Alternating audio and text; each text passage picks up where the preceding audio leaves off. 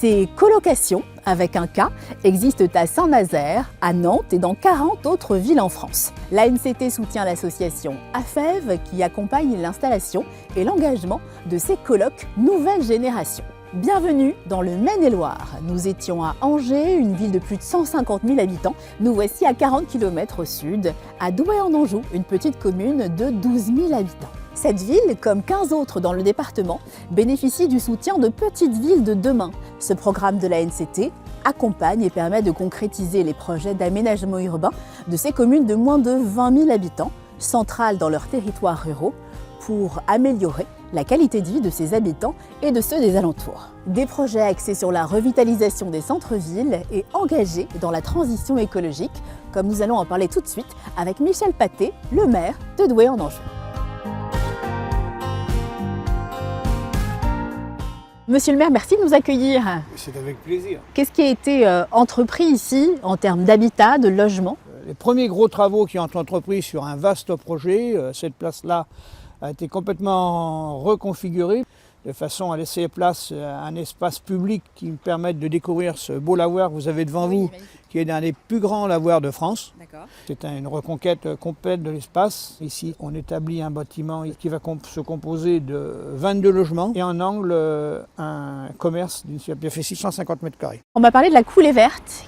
Écoutez, la coulée verte, c'est un véritable projet humain partagé par la population qui a pour but essentiel de relier le centre-ville à tout notre dispositif, une installation sportive située à peu près à 500 mètres d'ici par un cheminement piétonnier, sécurisé, arboré. D'accord. Je pense une très belle réussite et la continuité s'inscrit complètement dans l'amélioration de notre centre-ville, parce que maintenant il faut terminer cette coulée verte pour vraiment arriver en cœur de ville ici, sur cette place d'où on est. Vous me faites visiter la ville alors ?